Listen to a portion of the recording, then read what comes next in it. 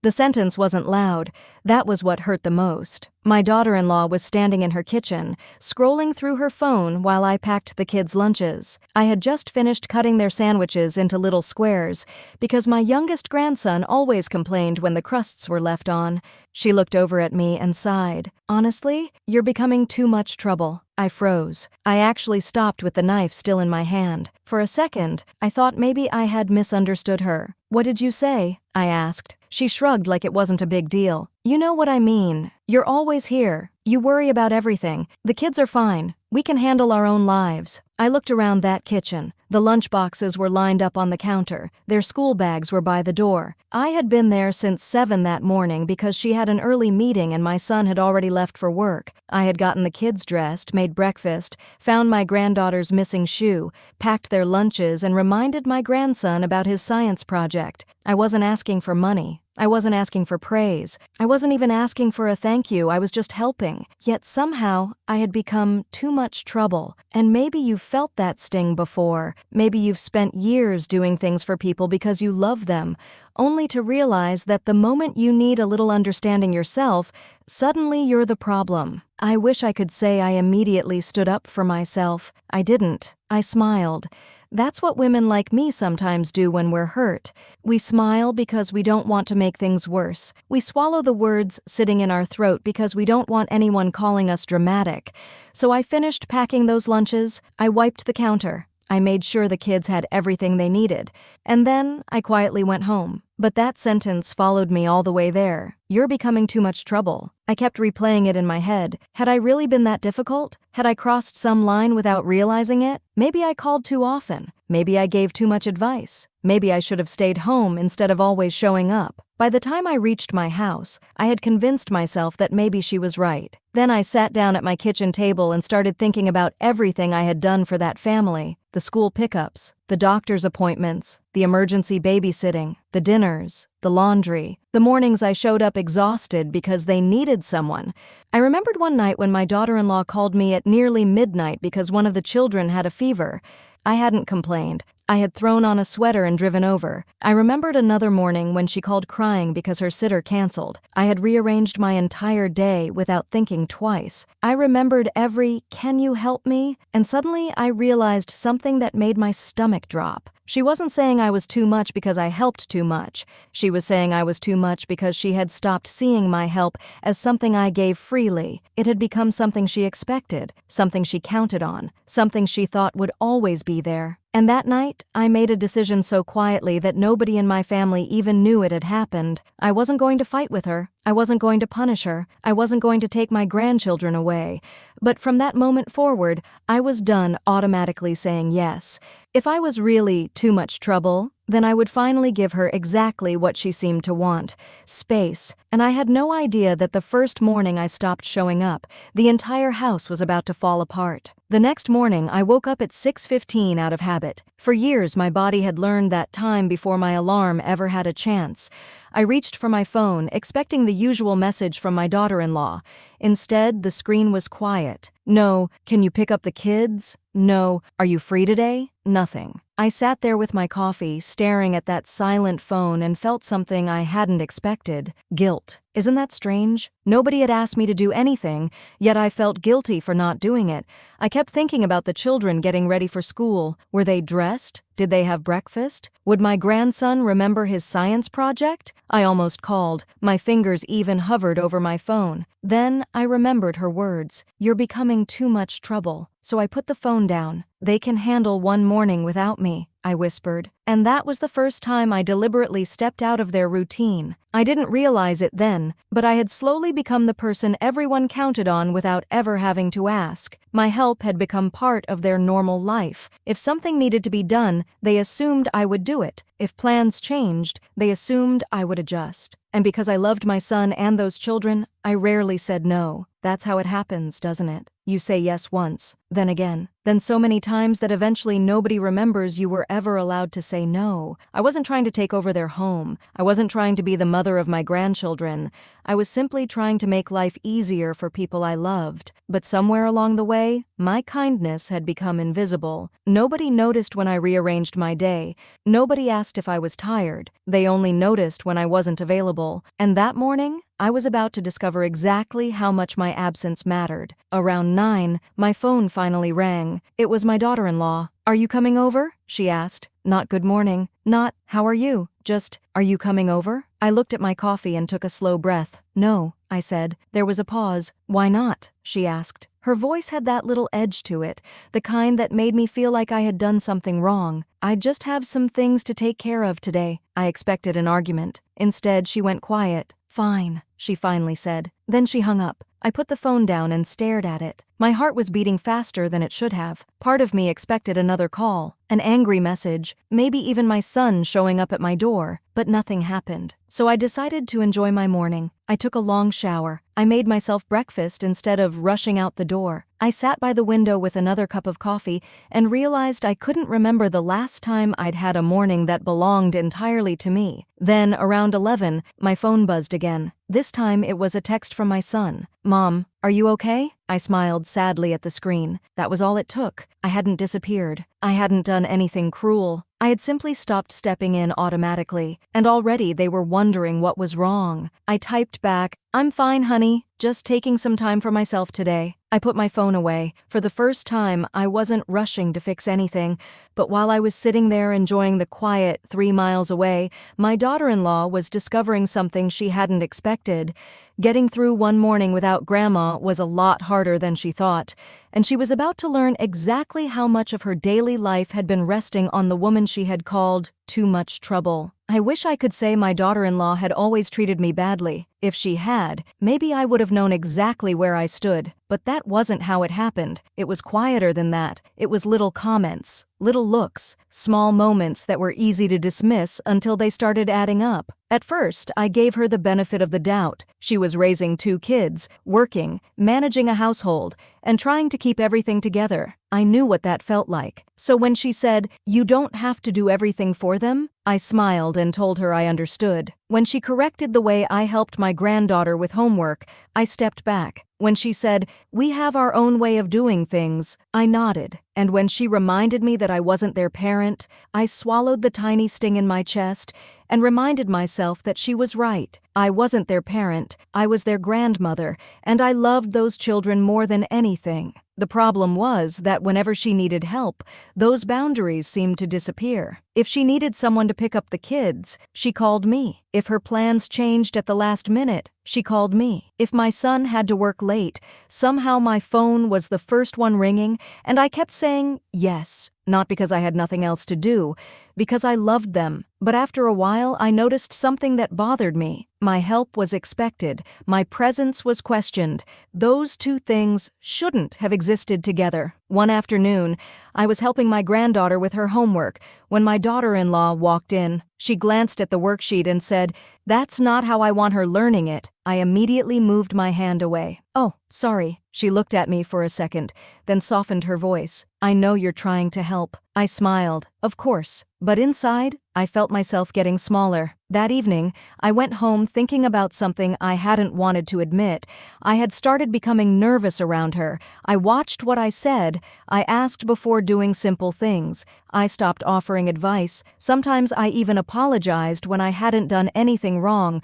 And that scared me more than her comments did, because I realized I was slowly becoming a version of myself who was afraid to take up space in her own family's life. Still, whenever she needed me, I showed up. That was the part I couldn't explain. One evening, she called while I was making dinner. "Can you come over tomorrow morning?" she asked. "I have something important at work." I looked at the calendar. I already had plans. Nothing huge, just something I'd been looking forward to for weeks. I hesitated.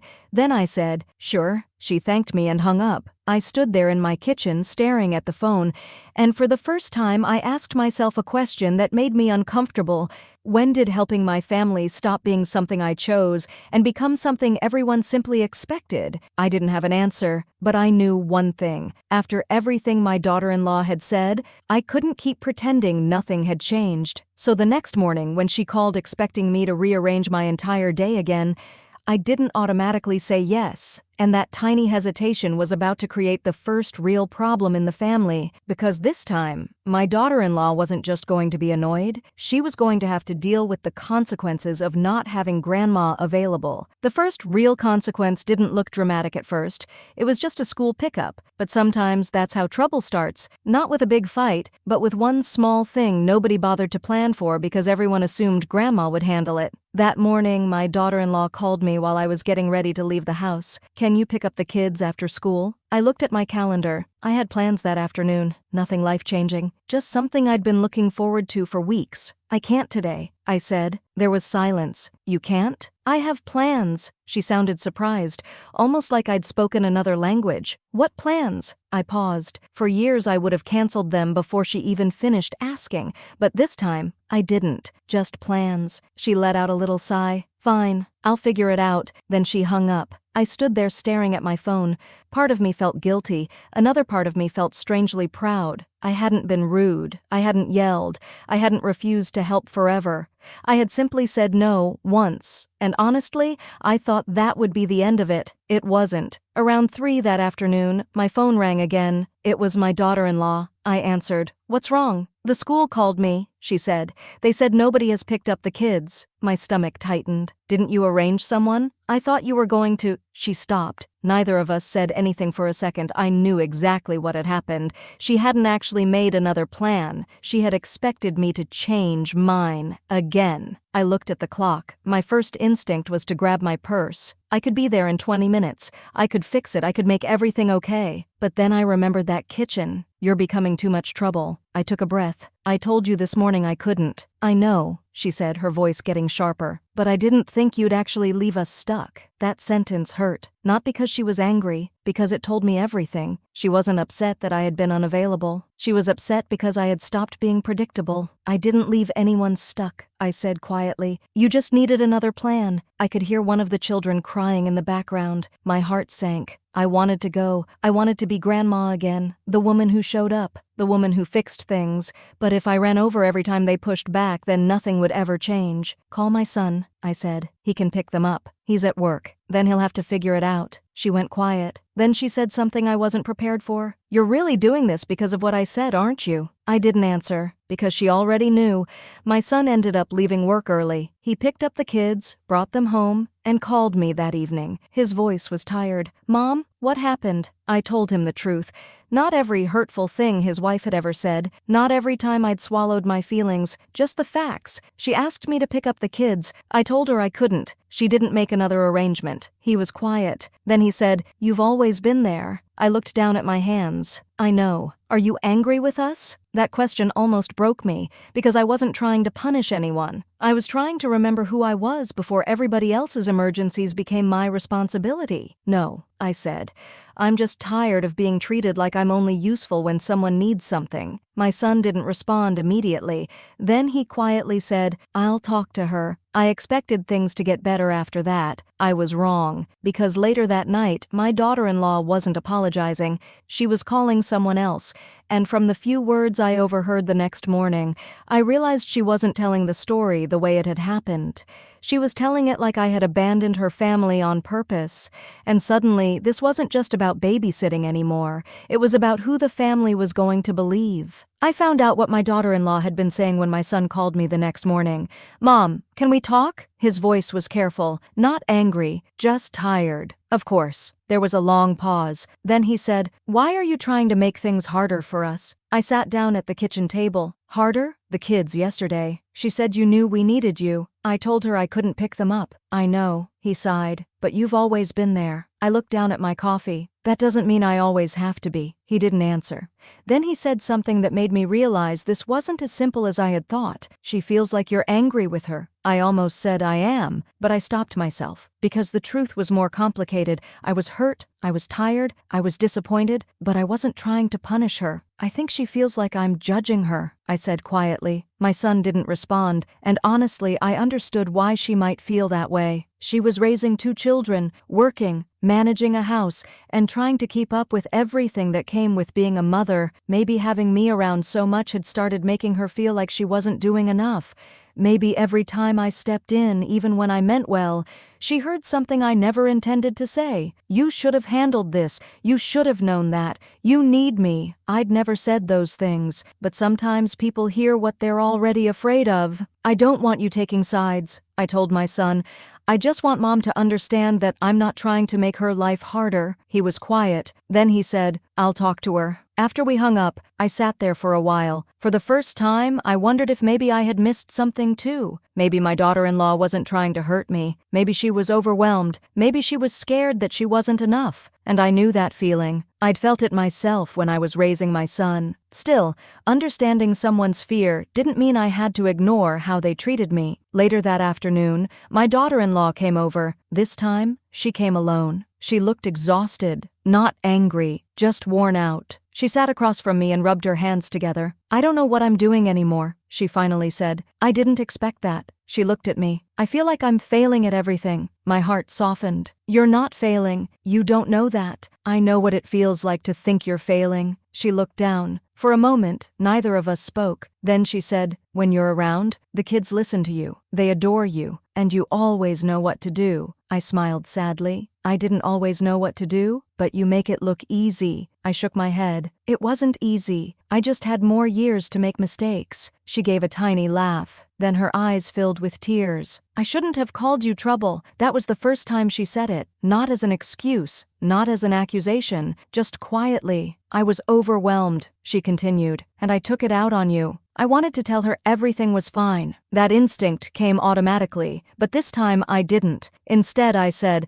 I understand why you were overwhelmed, but I need you to understand that your words hurt me. She nodded. I know, and I'm still going to help with the kids sometimes. She looked up. But not because you need me to, I continued, because I want to. Her face softened. I can accept that. We weren't magically fixed. There was still hurt between us, but something had changed. For the first time, we weren't arguing about who was right. We were finally admitting that both of us had been struggling in different ways. I thought that would make everything easier. Then my grandson called me that evening, and his little voice asked me something that made my heart ache. Grandma, are you still coming to my school thing? I looked at the calendar. I had completely forgotten, and suddenly I realized this wasn't just about me and my daughter-in-law anymore. My grandchildren were caught in the middle, and I had to decide what kind of grandmother I wanted to be. My grandson's question stayed with me all night.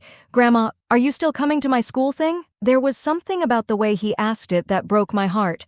He wasn't angry. He wasn't trying to make me feel guilty. He was just a little boy who didn't understand why Grandma suddenly wasn't around as much. Yes, sweetheart, I told him. Of course I'm coming. His voice immediately brightened. Good. Mom said you might not come anymore. I closed my eyes for a moment. That was when I realized how careful I needed to be. Whatever was happening between my daughter-in-law and me, my grandchildren shouldn't have to carry any of it. They weren't responsible for the things adults said. They weren't responsible for my hurt, and they certainly shouldn't have to wonder whether their grandma still loved them. So the next morning, I got dressed and drove to the school. When my grandson saw me sitting in the auditorium, his entire face lit up. Grandma! He ran over and hugged me before the program even started. I laughed and hugged him tightly. For those few seconds, everything felt normal again. After the program, my daughter-in-law walked over. Thank you for coming. I wouldn't miss it. She nodded. Then she looked toward the children. I didn't mean for him to think you were leaving. I know. She took a breath. I was just overwhelmed. I know that too. That was the first time neither of us felt the need to defend ourselves. We just stood there, admitting that the other person had feelings too. A few days later, she called me. Would you be able to watch the kids Friday afternoon? I checked my calendar. I actually had plans. Old me would have immediately canceled them. Instead, I said, I can help for a couple of hours, but I need to leave by 5. There was a pause. That's completely fine. No guilt, no sigh, no disappointment, just fine. And somehow that tiny response meant more to me than a long apology. She was finally asking instead of assuming, and I was finally helping without feeling obligated. For the next few weeks, things slowly became different. Not perfect, different. I still spent time with my grandchildren, but I stopped rearranging my entire life around them. I went back to having coffee with my friend Linda on Thursday mornings. I started tending to the little garden I'd neglected for years. tears. I even finished a book I'd been trying to read for almost 6 months. It felt strange at first, almost selfish. Then I realized something. Rest isn't selfish. Having plans isn't selfish. And being a grandmother doesn't mean being available every second of every day. One Friday evening, my daughter-in-law came by to pick up the kids. She stood by the door while they put their shoes on. Then she looked at me. "You seem happier." I smiled. "I am." She nodded. "I think I understand why now." I waited. "You needed a life that wasn't just about us." I looked at her. "Yes." She smiled softly. "And maybe I needed to stop feeling like I was failing just because you were better at some things than me." That caught me off guard. I shook my head. "You were never failing." She looked down. "I know that now." There was no dramatic apology, no tears, no big speech, just two women finally saying out loud what they had both been too uncomfortable to admit. She was trying to be a good mother, I was trying to be a good grandmother, and somewhere along the way, we'd both started believing those roles had to compete. Before she left, she turned around. "Mom? Yes? If you ever feel like I'm expecting too much again, tell me." I smiled. "I will. And if I ever start acting like I can't do this without you?" I raised an eyebrow. She laughed. "I'll figure it out." We both smiled. It felt like progress. Real progress. But the biggest test wasn't going to come from another argument. It was going to come from a choice. A choice where my daughter-in-law would have the chance to fall back into her old habits, or prove that she really had changed. And when that moment finally came, I wasn't sure which one of us would be ready for it. The test came sooner than I expected. A few weeks later, my daughter-in-law got an opportunity at work that she'd been hoping for. It was a big presentation in another city.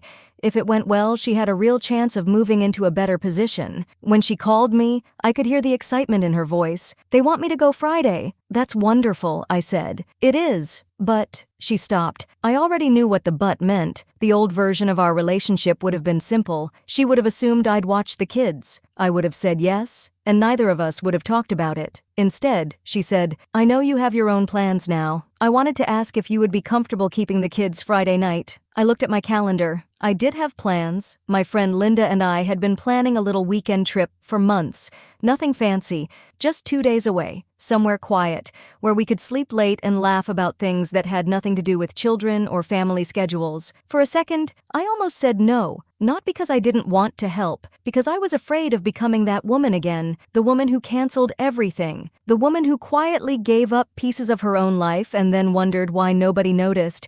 My daughter-in-law must have sensed my hesitation. "It's okay if you can't," she said quickly. "I'll find another arrangement." I looked at the phone, and that's when I realized something. She wasn't pressuring me. She wasn't making me feel guilty. She was actually giving me a choice. "I can do it," I said. She sounded relieved. "Are you sure?" "Yes, but I'll need to leave Saturday morning." "That's completely fine." We made a plan, and when we hung up, I sat there thinking about how different that conversation had been from the ones we'd had before. Nobody had demanded anything. Nobody had apologized for needing help. Nobody had acted like the other person owed them something.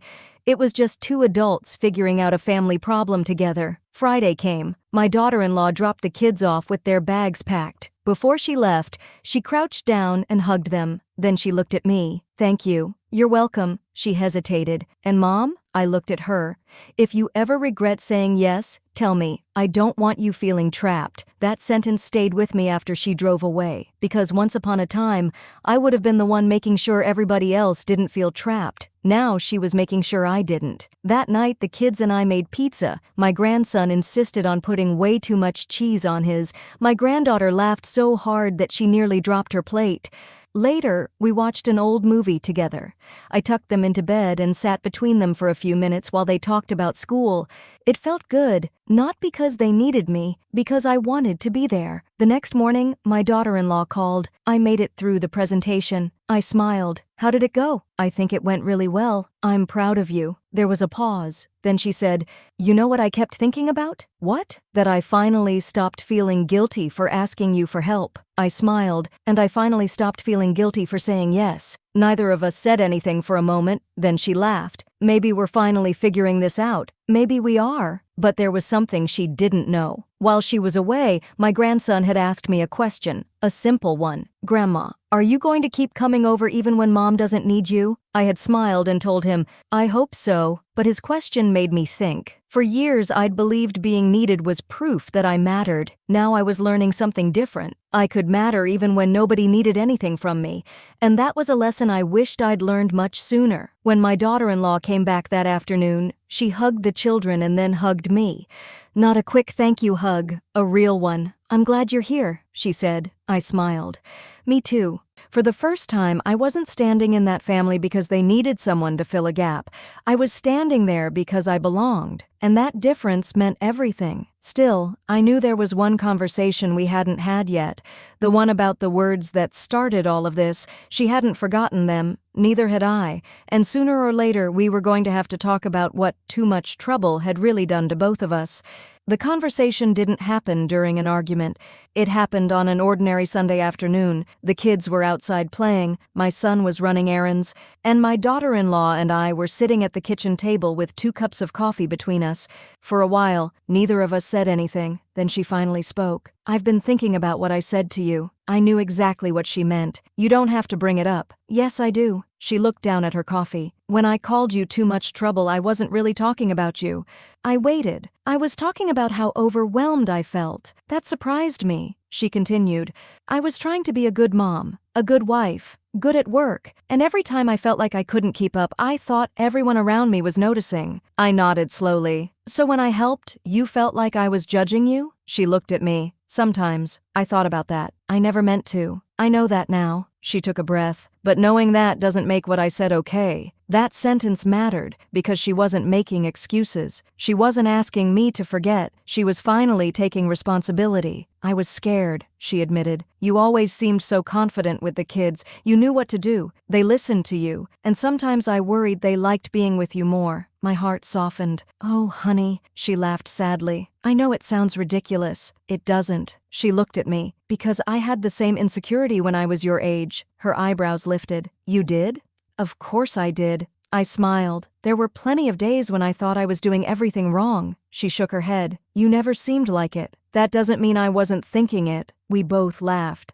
And for the first time, I realized how much of our conflict had come from 2 women being afraid of the same thing. She was afraid she wasn't enough. I was afraid I wasn't wanted. And instead of saying those things out loud, we'd both protected ourselves in different ways. She reached across the table. "I am sorry." I looked at her hand, then at her. "I accept your apology." She smiled. "But I need something from you too," I said. Her expression became serious. "What?" "Don't make me earn my place in this family by constantly helping." Her eyes filled with tears. "I won't. And don't be afraid to tell me when you want to do something differently with the kids." "I will." I nodded. "And I'll do the same." She smiled. "That sounds fair." Then she laughed. "You know, I think I owe you more than an apology." I raised an eyebrow. "What do you mean?" "You gave me something I didn't realize I needed." "What?" "Permission to not be perfect." That caught me off guard. She explained that watching me step back had forced her to trust herself. She had started handling school mornings on her own. She'd learned to ask for help without feeling ashamed, and she'd stopped comparing herself to every other mother she saw. "I thought you leaving would make my life harder," she said. "It probably did for a little while." She laughed. "It did." Then she looked at me. "But it also made me stronger." I smiled. "And you gave me something too." "What?" "The courage to stop being available just because I was afraid people wouldn't love me if I wasn't useful." She squeezed my hand. Neither of us had magically forgotten what happened, but we didn't need to. Some wounds don't disappear. They become reminders of where the boundaries should have been. Later that evening, my son came home and found us laughing in the kitchen. He stopped at the doorway. "What did I miss?" My daughter-in-law smiled. "Your mom and I finally figured out how to stop driving each other crazy." He laughed. "About time." I smiled. For once, I didn't feel like the extra person in my son's family. I felt like I had a place there, not because I cooked, not because I babysat, not because I fixed things, just because I was me. And then my daughter-in-law said something that I would remember for a very long time. "You're not too much, Mom." She paused. "You were just carrying too much." And somehow, those 6 words healed something in me that I hadn't even realized was still hurting. A few months passed, and things between my daughter-in-law and me became easier. Not perfect easier. There were still moments when one of us misunderstood the other. Sometimes she would get stressed and speak too quickly. Sometimes I would feel that old instinct to step in and fix everything before anyone even asked. But now we talked. That made all the difference. Then came my granddaughter's birthday. The whole family was coming over. My son was grilling outside. The kids were running through the backyard. My daughter-in-law was moving between the kitchen and the living room, trying to keep everything organized. I watched her for a moment. The old me would have stood up immediately. I would have started washing dishes. I would have checked the food. I would have made sure everyone had something to drink. I would have noticed every little thing that needed to be done and quietly handled it before anyone could ask. But this time, I stayed seated. Not because I didn't care, because I was learning something new. Helping someone doesn't always mean taking over. After a few minutes, my daughter-in-law came over. "Mom, would you mind helping me with the cake?" Of course. I followed her into the kitchen. She handed me the candles. "You can put these on." I smiled. "That I can handle." She laughed. We worked side by side. Then one of my son's relatives walked into the kitchen. She looked at the two of us and said jokingly, "Well, I guess Grandma is back to running the whole house." I smiled politely, but before I could say anything, my daughter-in-law spoke. "No." Her voice was calm. "She's here because she's family." The woman laughed. "I was only kidding." "I know," my daughter-in-law said, "but she doesn't have to run anything." I looked at her. She didn't even seem to realize how much those words meant to me. Months ago, I would have been the one defending her. Now she was defending me, and she wasn't doing it because she felt guilty. She was doing it because she finally understood. Later that afternoon, I sat outside watching my grandchildren play. My daughter-in-law came and sat beside me. "You okay?" "I'm good." She smiled. Then she said, "I meant what I said in there." "I know. You don't have to prove you're useful to us." I looked at her. "I think I've spent most of my life trying to prove that." She nodded. "I think a lot of women do." That sentence stayed with me because she was right. Women get used to being the ones who remember birthdays, make appointments, pack lunches, check on everyone, bring the food, smooth over arguments, and make sure nobody else has to worry. And sometimes we become so good at taking care of everybody that we forget we're allowed to be taken care of too. My daughter-in-law leaned back in her chair. "Can I ask you something?" "Sure." "Do you ever regret stepping away?" I thought about it. The honest answer wasn't simple. "I regret that it hurt the kids." She nodded. "But do I regret choosing myself?" I shook my head. "No," she smiled. "I don't either." Then she looked toward the backyard. "You know what changed everything for me?" "What?" "When you stopped fixing things." I laughed. "That sounds terrible." "No," she said. "It forced me to realize I could handle more than I thought." She paused. "And it also made me realize how unfair I'd been to you." I looked at her. "You were learning too. So were you." We sat there quietly. The birthday party continued around us. Children laughing, adults talking, plates being passed around. Nothing dramatic, nothing perfect, just family. And for the first time, I understood something I had spent years getting wrong. Being needed had never been the thing that gave me my place in that family. Love did. My granddaughter came running over and climbed into my lap. "Grandma, come play." I laughed. "Okay, sweetheart." I stood up, and as I followed her into the yard, I realized something. I hadn't left my family. I had simply stopped disappearing inside it. And somehow that made the love between us stronger. That night, after everyone left, my daughter-in-law hugged me at the door. Then she whispered something that brought me right back to that morning months ago. "You were never too much trouble." She pulled back and looked at me. "I just didn't know how much I was asking you to carry." I smiled. I didn't know either. And this time, when I walked back to my car, I didn't feel like I was leaving my family behind. I felt like I was finally going home to myself.